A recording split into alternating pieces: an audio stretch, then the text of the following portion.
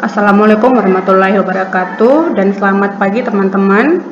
Kami dari kelompok 6 yang beranggotakan Irsadi Dian Satrio Utomo, Sulastri Nenggolan, dan Yoga Fredisa akan mempresentasikan tugas kami, yaitu bab 15 yang berjudul Sasaran yang Berubah.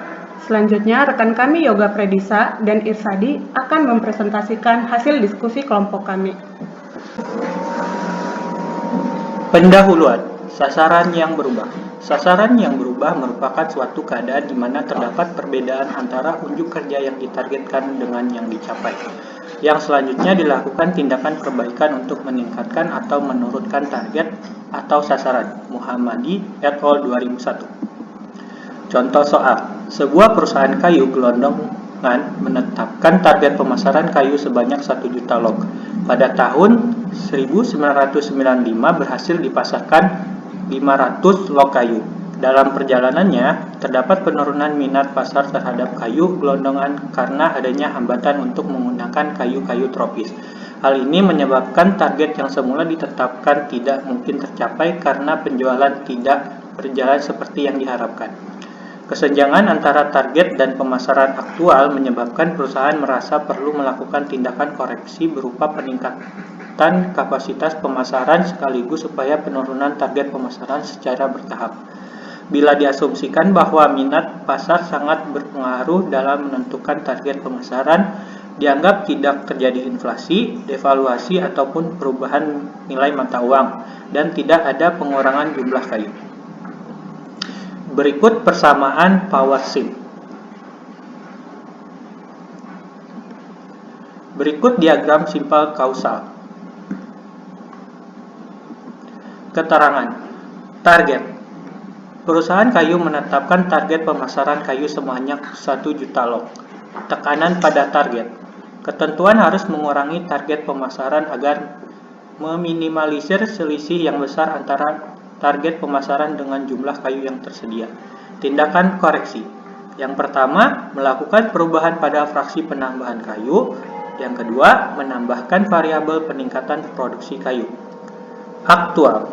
Untuk kerja penurunan target pemasaran sesuai dengan yang direncanakan.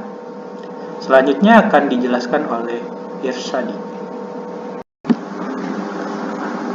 Berikut ini adalah diagram alir yang kelompok kami buat berdasarkan soal yang tadi disebutkan oleh Yoga. Di sini bisa terlihat bahwa jumlah kayu tersedia dipengaruhi oleh kesenjangan persediaan kayu, lalu kebutuhan kayu, dan penambahan kayu. Sedangkan penambahan kayu dipengaruhi oleh jumlah kayu tersedia dan fraksi penambahan kayu. Lalu ada juga target yang dipengaruhi oleh kesenjangan persediaan kayu, dan yang terakhir penekanan target di sini dipengaruhi oleh kebutuhan kayu dan minat pasar. Pada soal kali ini tidak disebutkan jumlah fraksi penambahan kayu yang untuk digunakan, maka dari itu kelompok kami menggunakan asumsi dengan menambahkan nilai 0,15 untuk fraksi penambahan kayu. Berikut ini adalah tabel fungsi waktu dari hasil running diagram alir yang kelompok kami lakukan. Dilihat kondisi awal pada 1 Januari 1995, jumlah kayu yang tersedia yaitu 500 dengan target 1 juta. Dengan memasukkan fraksi penambahan kayu sebesar 1,5, baru bisa didapatkan waktu 55 tahun agar terjadi keseimbangan antara jumlah kayu yang tersedia dan target yang ingin dicapai. Maka dari itu kami melakukan penambahan produksi kayu untuk mencapai target agar lebih cepat.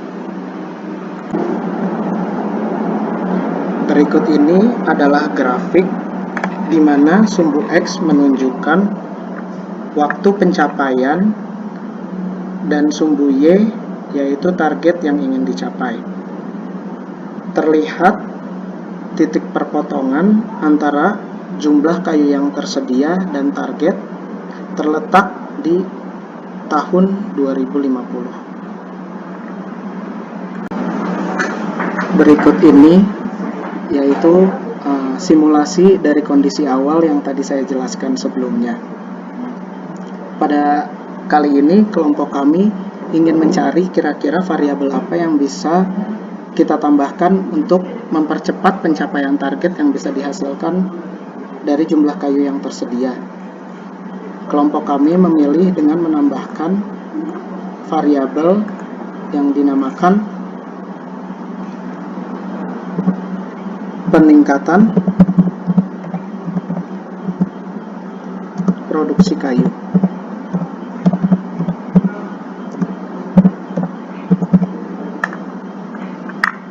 Di mana peningkatan produksi kayu ini mempengaruhi jumlah penambahan kayu dan memasukkan nilai kira-kira 250.